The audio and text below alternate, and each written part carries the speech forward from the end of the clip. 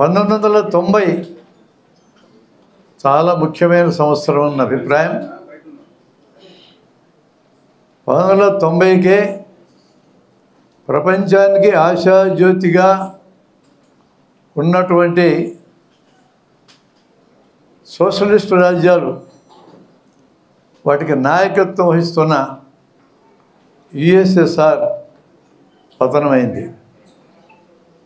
దాంతో ప్రపంచానికంతా మేమే నాయకులం, పెట్టుబడిదారీ వ్యవస్థకి ప్రాతినిధ్యం వహిస్తున్న అమెరికానే నాయకులని భావించే రోజు వచ్చింది.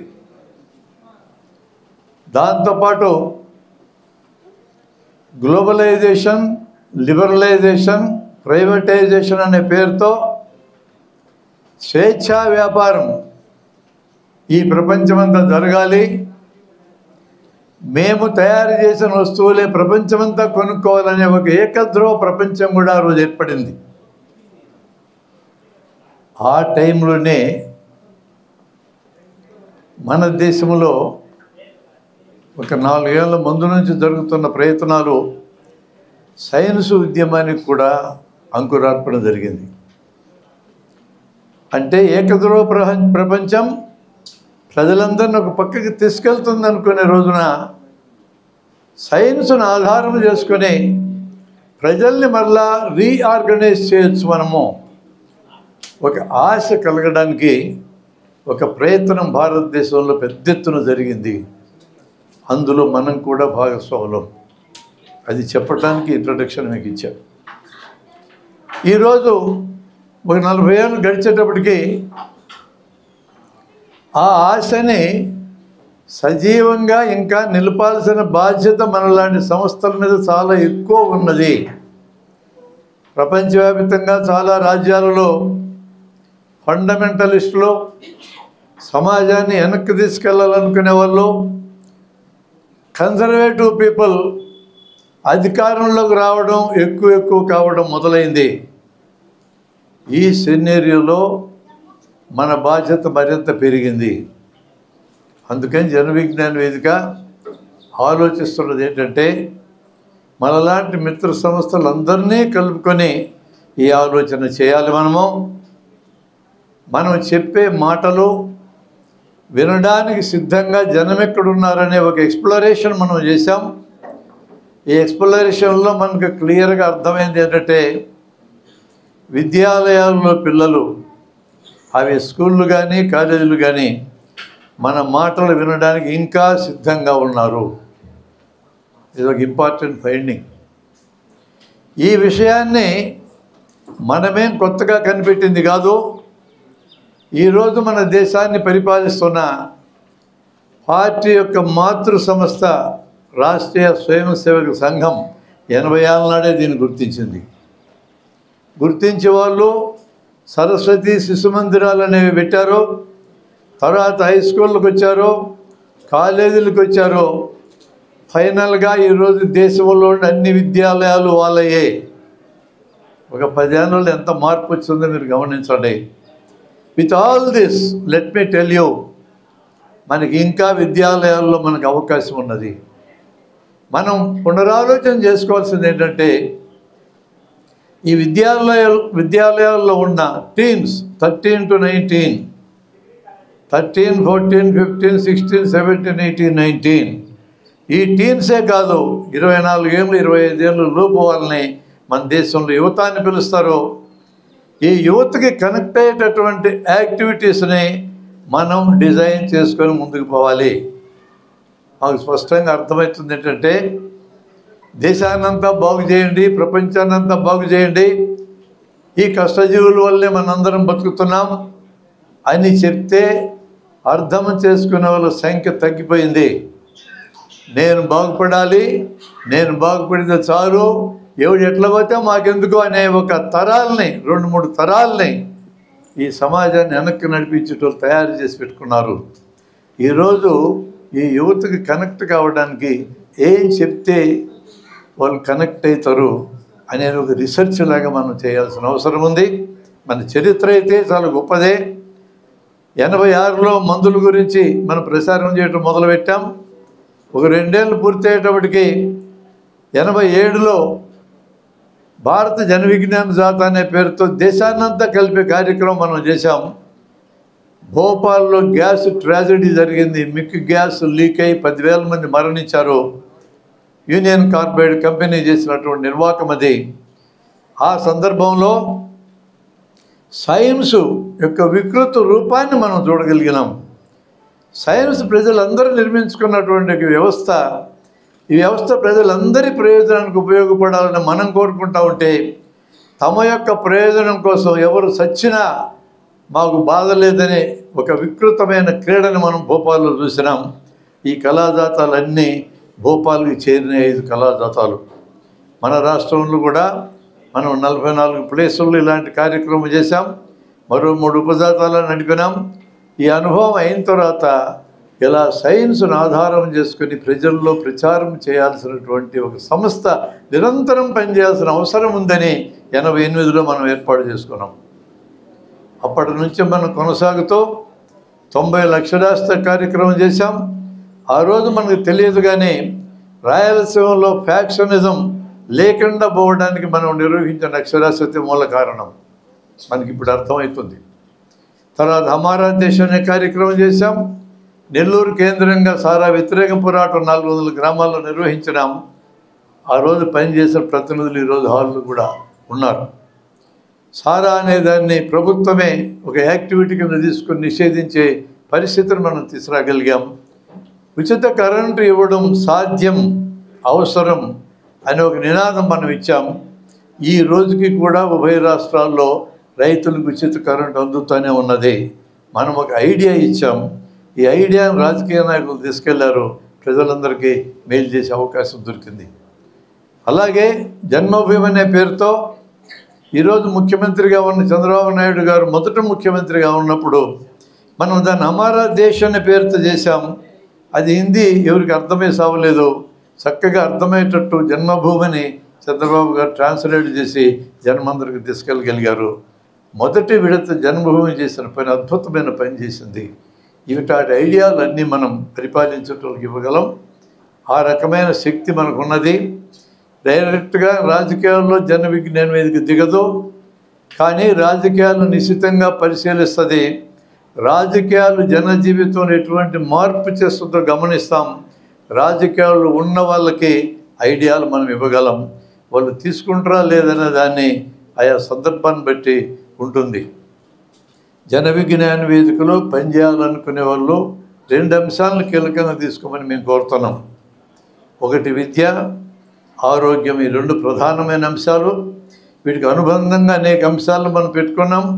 యువత, మహిళలు, పర్యావరణం, వ్యవసాయ సమస్యలు ఇవన్నీ కూడా తీసుకుందాం మనం అనుకున్నాం. ఈ 2 సమస్యల్ని ముందు ప్రధానంగా ఎందుకు పెడుతున్నామంటే ఈ 2 అంశాలలో ప్రభుత్వం వారు పెట్టే పెట్టుబడులు ఏ రూపంలో పెట్టినా అదంతా దేశానికి క్యాపిటల్ లాంటిది. అది లయబిలిటీ కాదు, అది అసెట్. అభివృద్ధి అయిన దేశాలన్నీ కూడా ఈ 2 అంశాల మీద ఎక్కువ ఖర్చు పెట్టినాయి. ఇప్పుడు అమెరికా కానీ, స్కాండినేవియన్ దేశాలు కానీ, పశ్చిమ ఐరోపా దేశాలు కానీ ఈ 2 రంగాలు ఎక్కువ ఖర్చు పెట్టిన దేశాలు సుస్థిరంగా నిలబడ్డాయి. ఎక్కడైతే 2 రంగాలను ప్రైవేట్ వాళ్ళకి అప్పచెప్పినవో అవి నాశనం అంచుకెళ్తూ ఉన్నాయి. కాబట్టి 2 అంశాలను మనం కూడా తీవ్రంగా తీసుకున్నాం. ఈ 2 మీద ఎక్కువ కృషి చేస్తూ ఉన్నాం. విద్యాలయాల్లో ఈరోజు తయారయ్యే విద్యార్థులు అంతర్జాతీయ ప్రమాణాలకు ఏమాత్రం సరిపోవడం లేదనేది మనకు తెలుసు. ఇంజనీరింగ్ కాలేజీలు చాలా ఉన్నాయి ఇక్కడ, కానీ ఆ కాలేజీల్లో బయటకు వచ్చే విద్యార్థుల ప్రమాణాలు అంతర్జాతీయ ప్రమాణాలకు సరిపోవు. మెడికల్ కాలేజీల్లో తయారయ్యే విద్యార్థులను ప్రత్యక్షంగా చూస్తున్నాం మనం. ఎంబీబీఎస్ పూర్తయ్యే నాటికి 50 స్కిల్స్ వచ్చి ఉండాలి, నైపుణ్యాలు వచ్చి ఉండాలి. 1-2 నైపుణ్యాల కంటే రావు. అందులో ఇంజక్షన్లు వేయడం ఒక నైపుణ్యం, అది కూడా సమగ్రంగా రాదు అనేది ప్రత్యక్షంగా నాలాంటి వాళ్ళకి తెలుసు. కానీ కాలేజీలు సంఖ్య పెంచుకుంటూ పోతున్నాం. నైపుణ్యాలు లేనటువంటి విద్యార్థులు తయారు చేసి సమాజంలో వదులుతున్నాం. ఇది ప్రమాదం ఏ దేశానికైనా. మన దేశానికి మరో పెద్ద ప్రమాదం వచ్చింది ఏంటంటే మతాన్ని హైలైట్ చేసి జనాన్ని మతం పేరుతో డివైడ్ చేయటం పెద్ద ప్రమాదం కింద మారింది. అప్పటికే కులమనే ప్రమాదం మనకుంది. కులరహిత సమాజం రావాలని రాజ్యాంగ పరిషత్తులో చర్చించారు. అందులో అంబేద్కర్ కూడా కులరహిత సమాజం రావాలని కోరాడు. అలా రావాలి అంటే కులాల మధ్య పెళ్ళిళ్ళు జరగాల, వేరే మార్గం లేదని కూడా ఆయన చెప్పాడు. ఆయన ప్రాతినిధ్యం వహించే ఎస్సీ సమూహంలో ప్రధానమైన కులాలైన మాల, మాదిగని 2 కులాల మధ్య కూడా పెళ్ళిళ్ళు జరగలేదు. ఆయన జీవించినంతకాలం జరగాల, ఇప్పటికీ జరగడంలా. మరి ఏ విధంగా ఆయన కోరుకున్న కులరహిత సమాజం వస్తుంది? కులరహితంగా ఎవరైనా వివాహాలు చేసుకుంటే దాడులు జరగడం, మతాలకు అతీతంగా, జాతులకు అతీతంగా, దేశాలకు అతీతంగా పెళ్ళిళ్ళు జరిగితే దాడులు జరగడం ఒక పక్క ఇంకా జరుగుతూనే ఉన్నాయి. కానీ ఈనాటి యూత్ 1995 తర్వాత తయారైన యూత్, మహిళలు కానీ పురుషులు కానీ ఇలాంటి వాటికి లొంగడానికి సిద్ధంగా లేరనేదే మనకు అత్యంత బలమిచ్చే అంశం. ఈ యూత్ ఈరోజు ఆలోచిస్తున్న తీరు వేరుగా ఉంది. కుప్పలు కుప్పలు సంపాదిద్దాం, పోగేద్దాం అనే దగ్గర లేరు. అసలు యుద్ధాలు అనేవి జరగకూడదు అంటున్నారు. కానీ ఈరోజు వ్యవస్థ గత 150 ఏళ్ళ నుంచి వ్యవస్థ, అమెరికా దానికి నాయకత్వం ఇస్తున్న వ్యవస్థ యుద్ధాల మీదనే బతుకుతూ ఉంది. మానవ సంపదలో 1/3 వంతు యుద్ధాల పరికరాల మీదనే ఖర్చు పెట్టడం అనే దాన్ని ఈనాటి యూత్ అంగీకరించడం లేదో. పర్యావరణాన్ని ధ్వంసం చేసి మీరందరూ అవసాన దశకొచ్చినటువంటి వాళ్ళు ప్రకృతి వనరుల్ని విపరీతంగా వాడుకొని తర్వాత వచ్చే మా తరాలకు ఏమీ మిగలనీయకుండా చేయటం అనే దుర్మార్గం అంటుంది ఈ కాలపు యూత్. ఈ యూత్ మీదనే మనం బ్యాంకు కావాలి. వీళ్ళని ఆధారంగానే సమాజాన్ని మనం బతికించుకోవాలి. సైన్స్ ద్వారా వచ్చిన అనేక అవకాశాలన్నీ యూత్ను నిలబెట్టడానికి ఉపయోగించుకోవడమే మనం చేయాల్సిన అవసరం ఉందనేది నేను భావిస్తున్నా. ఈ యాంగిల్లో మనం ఈ వర్క్షాప్, ఈ మహాసభలు 2 రోజులు చర్చించుకోవాలి. ఏ విధంగా జనానికి మనం కనెక్ట్ కాగలం, యూత్ కనెక్ట్ కాగలం చూడాలి. మొత్తం పర్యావరణాన్ని ధ్వంసం చేసే పద్ధతిలో కార్బన్ డైఆక్సైడ్ విపరీతంగా తయారై గ్లోబల్ వార్మింగ్ జరిగి అసలు ఏమాత్రం భూమిని ఉపయోగించుకోవడానికి వీల్లేని పరిస్థితిని కల్పించడం, మానవుల యొక్క సమిష్టి సంపదలో అత్యధిక భాగాన్ని యుద్ధ పరికరాల మీద ఖర్చు పెట్టడం ఈ వ్యవస్థకి, ఈ దుష్ట సమాజానికి బతికే అర్హత లేదు అనేది ఈరోజు అందరూ గమనిస్తున్నారు. బ్రహ్మాండంగా చదువుకోమంటున్నారు, చదువుకున్న వాళ్ళకి ఉపాధి చూపించటం. అంతరాలు విపరీతంగా పెరుగుతున్నాయి, ఆర్థిక అంతరాలు విపరీతంగా పెరుగుతున్నాయి. కొద్దిమంది చేతులు సంపద కేంద్రీకరించబడడాన్ని సమాజాన్ని అంగీకరించడానికి సిద్ధంగా లేదు. ఈ ఒక్క అంశం చాలు ఈ వ్యవస్థకి బతికే అర్హత లేదని చెప్పడానికి. అటువంటి పద్ధతిలో ఆలోచించే యూతే మనకు అండగా ఉంది. వాళ్ళందరినీ దారి తప్పించి ఆలోచించే పద్ధతి ఈరోజు పరిపాలించడం చేస్తున్నారు. మన యూత్నే ఈ దేశాన్ని, ఈ ప్రపంచంలో ఏ దేశాన్నైనా కాపాడడానికి సిద్ధమవుతూ ఉంటే దేశాలకి మధ్య యుద్ధాలు పెట్టి మన యువత అక్కడ మరణిస్తుంది. ఆ దేశంలో, ఈ దేశంలో దేశభక్తి పేరుతో జనాన్ని రెచ్చగొట్టి ఈ పరిపాలకులు ఎవరి కోసం పనిచేస్తున్నారు వాళ్ళని బతికించుకుంటున్నారు. ఇది చెల్లదిక, ఇటువంటి వరల్డ్ ఆర్డర్ పనికిరాదు అనే ఒక నినాదాన్ని ముందుకు తీసుకెళ్లాల్సిన అవసరం ఈరోజు సమాజంలో ఉందని నేను భావిస్తున్నా. అందుకనే 1990sలో స్టార్ట్ అయిన ఈ న్యూ థింకింగ్ అనే దానికి ఛాంపియన్ చేస్తున్నటువంటి వ్యవస్థ సైన్స్ ఆధారంగా పనిచేస్తూ ఉంది. అందుకే జన విజ్ఞాన వేదిక సైన్స్ ఆధారంగా పనిచేస్తుంది. అట్లాగే ఈరోజు మనం తయారు చేసుకున్న రాజ్యాంగం ప్రియాంబుల్ అత్యద్భుతమైంది. ప్రపంచంలో ఏ దేశానికి ఇంత అద్భుతమైన ప్రియాంబుల్ లేదు. ఆ ప్రియాంబుల్లో చెప్పబడ్డ 20-25 పదాలు, ఈ పదాలు చాలు ప్రపంచాన్ని నడిపించడానికి. ఈరోజు రాజ్యాంగాన్ని దానిలాగా ఉంచడానికి సిద్ధంగా లేదు ఈ ప్రభుత్వాలు. పేరుకే పార్లమెంటరీ రాజ్యాంగం ఇక్కడ ఉంది. ఇప్పటికే ఇది ప్రెసిడెన్షియల్ రూల్ కింద మారిపోయింది. ఒక్క వ్యక్తి నిర్ణయిస్తారు ఈ దేశంలో ఏం జరగాలన్నా. ఆ వ్యక్తికి సహాయాలు మరొక వ్యక్తి ఉంటారు. ఇంకెవరి పాత్ర లేదు.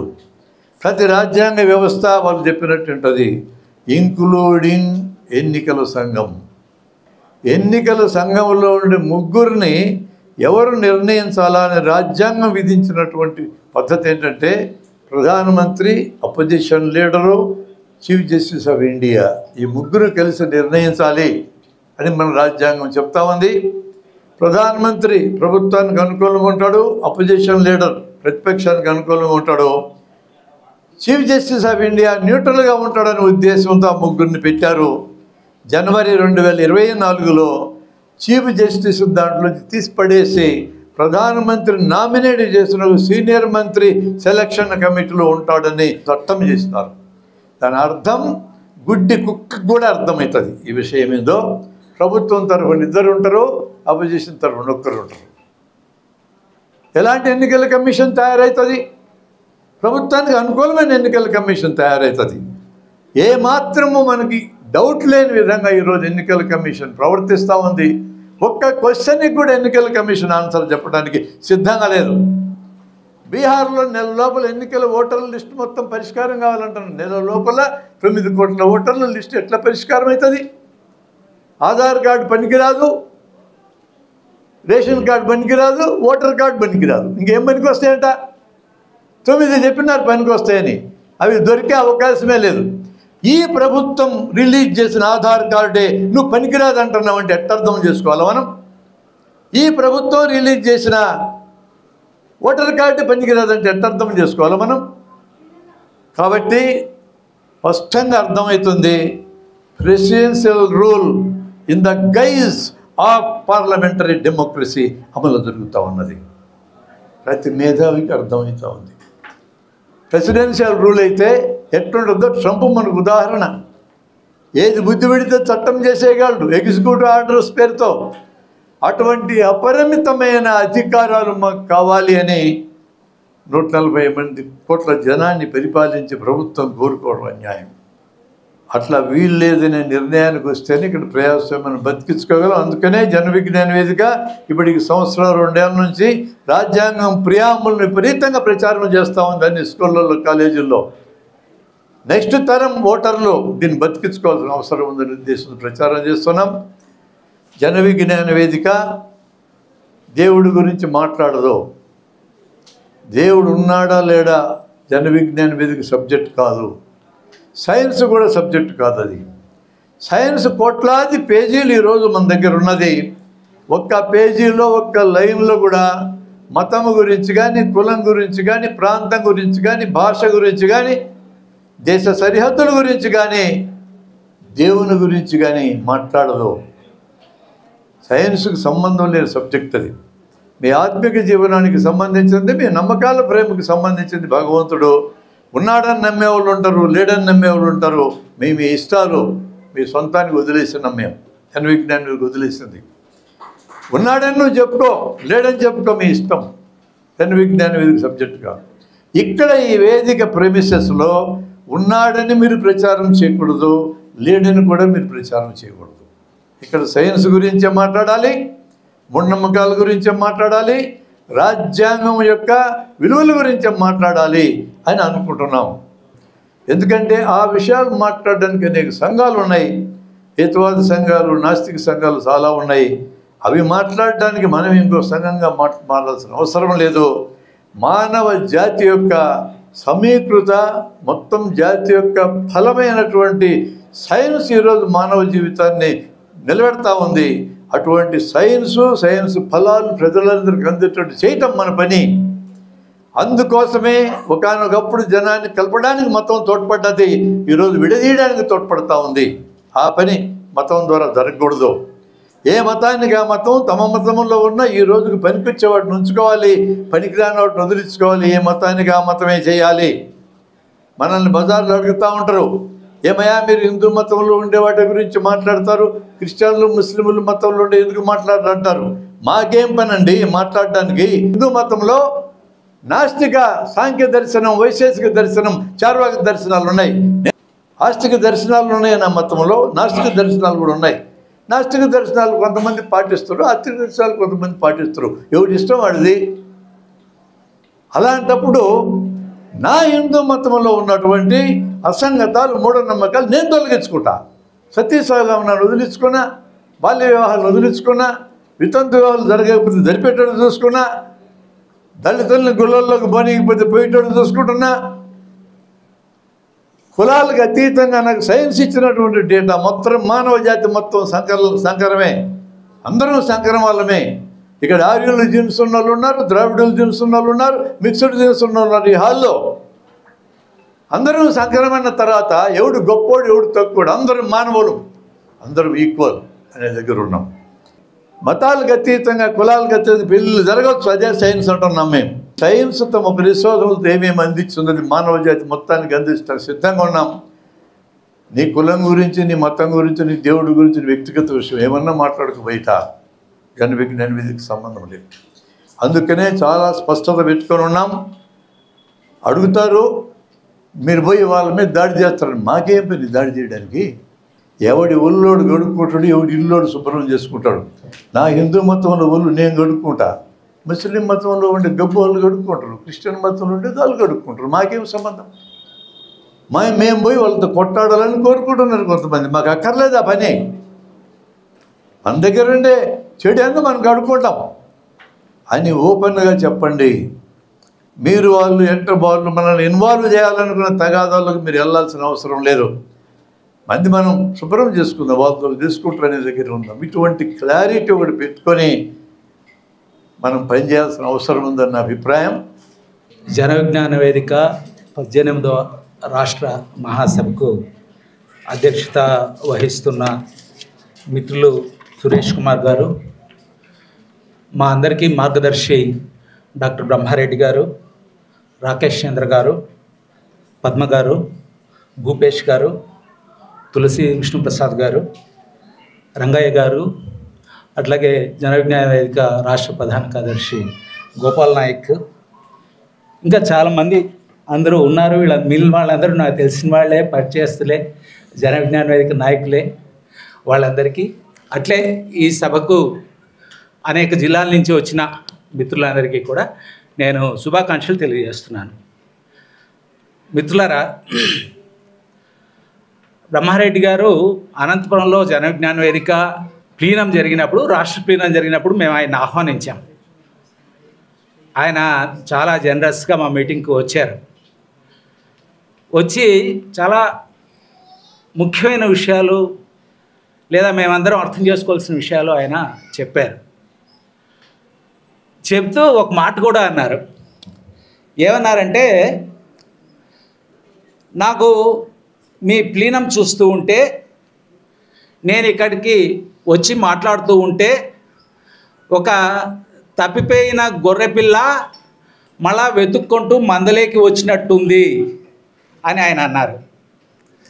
అయితే నాకేమనిపిస్తోందంటే, మంద అంతా ఒకచోటే ఉంటే బాగుంటుంది కదా అని అనిపిస్తోంది.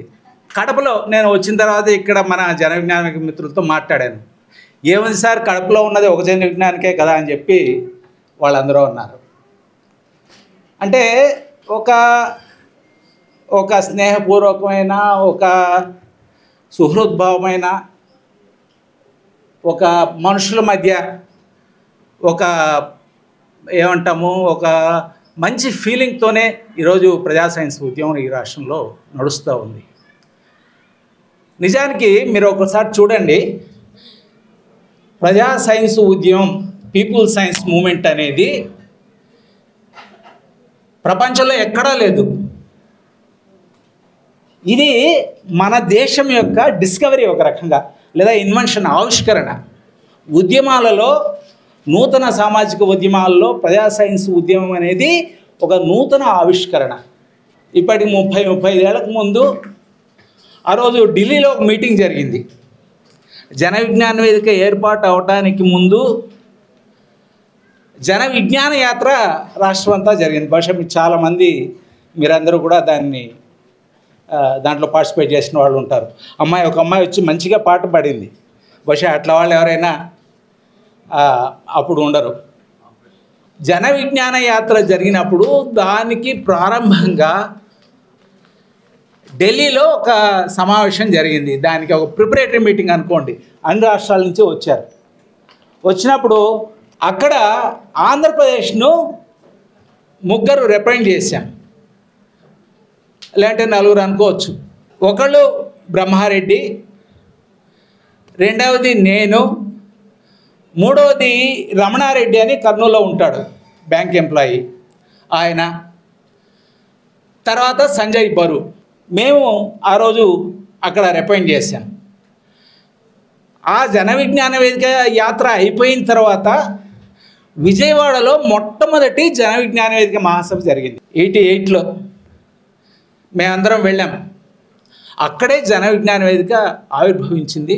నిజానికి జన విజ్ఞాన వేదిక ఆవిర్భవించింది అంటే దాని వెనక మేము కనిపించాం, మేము ఉన్నాం, మేమే భారం వహించాం, బాధ్యత వహించాం, నడిపాం.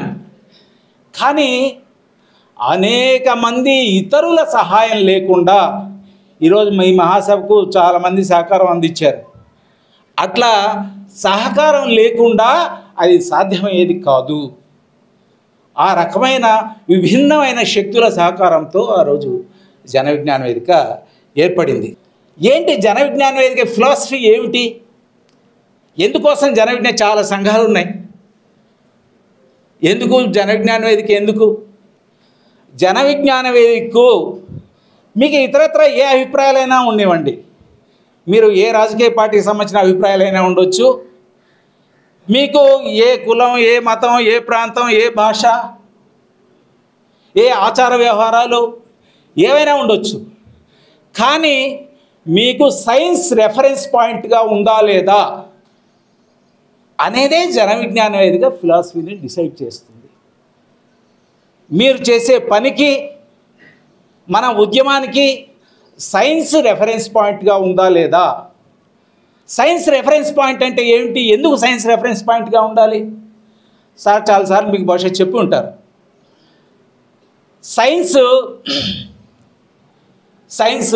సైన్స్కు ఉండే బలాలు ఏమిటి?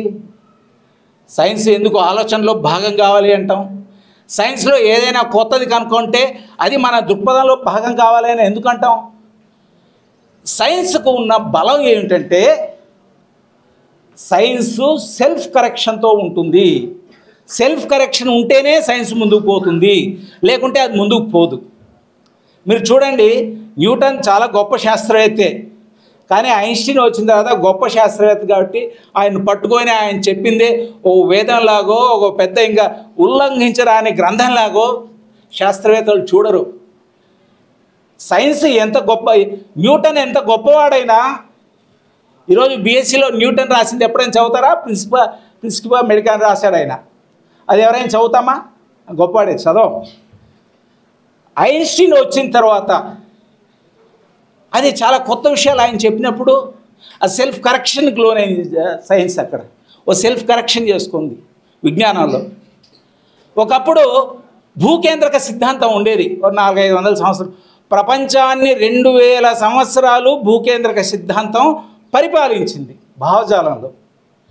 కానీ ఆ భూకేంద్రక సిద్ధాంతం కోపర్నికస్, గెలీలియో వాళ్ళందరూ వచ్చిన తర్వాత దాన్ని 2000 సంవత్సరాలు దాని వెంట ఉన్నాం కదా అని చెప్పి సైన్స్ అప్పుడే మొట్టమొదట ప్రారంభం అవుతుంది. సైన్స్, మోడర్న్ సైన్స్ అనేది ప్రారంభమైన తర్వాత, లేదంటే ప్రారంభ దినాల్లో, లేదంటే ప్రారంభానికి కొంచెం అటు ఇటుగా మోడర్న్ సైన్స్ అనేది మొట్టమొదట జరిగిన సెల్ఫ్ కరెక్షన్ ఏంటంటే బహుశా భూకేంద్రక సిద్ధాంతం కాదు, సూర్యుడు చుట్టూ ఈ విషయం ఉంది అనే ఒక సెల్ఫ్ కరెక్షన్ ఒకటి జరిగింది.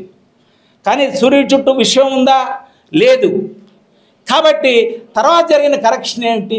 ఆస్ట్రానమీలో ఆ తర్వాత అసలు భూమి కాదు, సూర్యుడు కాదు, వాళ్ళ రెండుకి ఈ కేంద్రంతో సంబంధం లేదు, అసలు విశ్వానికి కేంద్రం ఉందా లేదా అనేది కూడా క్వశ్చనే అనేది ఈరోజు కాస్మాలజీ చెప్తోంది. అంటే ఒక సెల్ఫ్ కరెక్షన్, దాని స్ట్రెంగ్త్.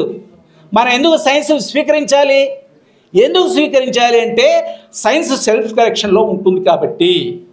అందుకే మనం ఏం చెప్తామంటే ప్రజా సైన్స్ ఉద్యమంలో మీకు నమ్మకాలు ఉండని, మీకు నమ్మకాలు ఉండొచ్చు, ఆ నమ్మకాలు వాటికి రుజువులు ఉన్నాయా అనేది ముఖ్యం. ఎందుకని నేను ఒకటి నమ్మాను అనుకోండి, మదనపల్లిలో ఒకళ్ళు నిజమే వాళ్ళంతా సైన్స్ పిహెచ్డి చేసిన వాళ్ళు, లెక్చర్లుగా ఉన్నవాళ్ళు, ప్రతిరోజు సైన్స్ను బోధించే వాళ్ళు మదనపల్లిలో 2-3 ఏళ్ల ముందు. కానీ వాళ్ళ నమ్మకం ఆధారంగా ఏం చేసుకున్నారు? నమ్మకం ఆధారంగా తమ పిల్లవాళ్ళని చంపుకున్నారు. వాళ్ళే చంపారు, మళ్ళీ వెనక్కి వస్తారు లేని.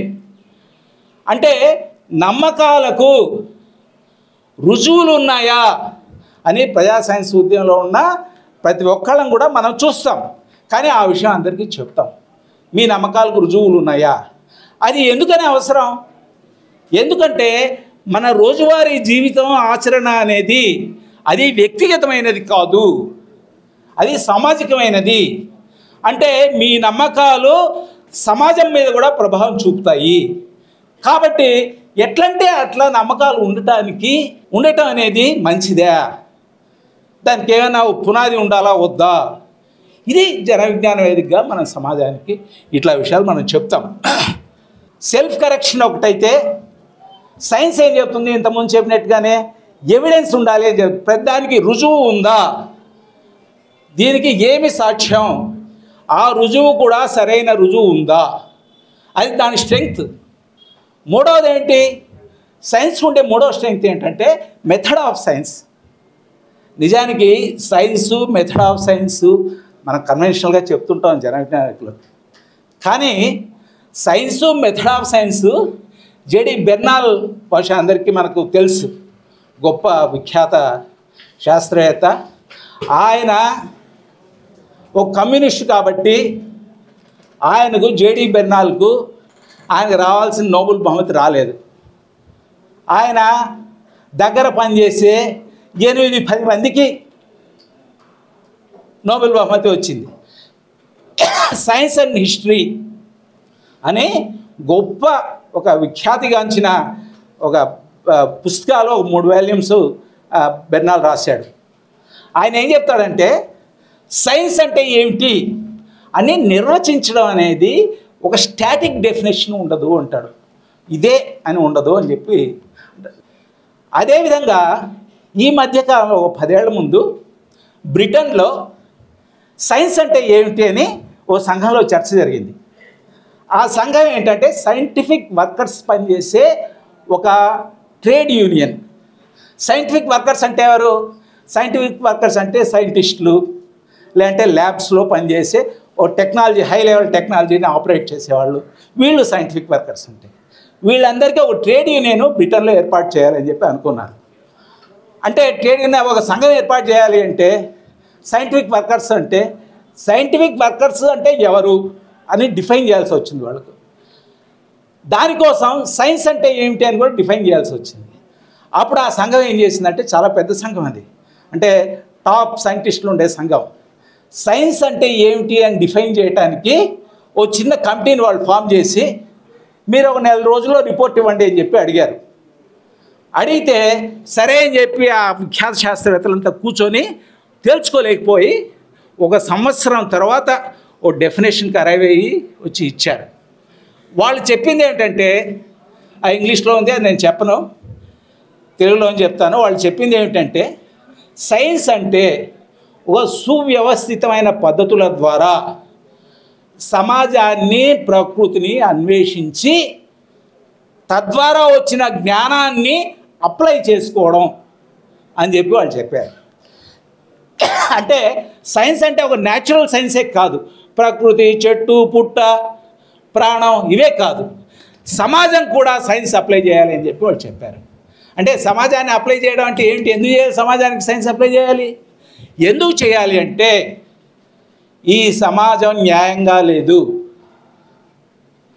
ఈ సమాజం చాలామందిని పక్కకు తోసేస్తూ ఉంది, ఈ సమాజం మారాలి. అంటే సమాజం మారాలి కాబట్టి సైన్స్ను సమాజం కోసం అప్లై చేయడము అంటే ఏమిటి? సమాజం మార్చడానికి సైన్స్ని అప్లై చేయడం అంటే ఏమిటి? నిజానికి సోషల్ సైన్సెస్కు ఓ శాస్త్రీయ ప్రతిపత్తి ఎప్పుడు వచ్చిందంటే 19వ శతాబ్దంలో వచ్చింది.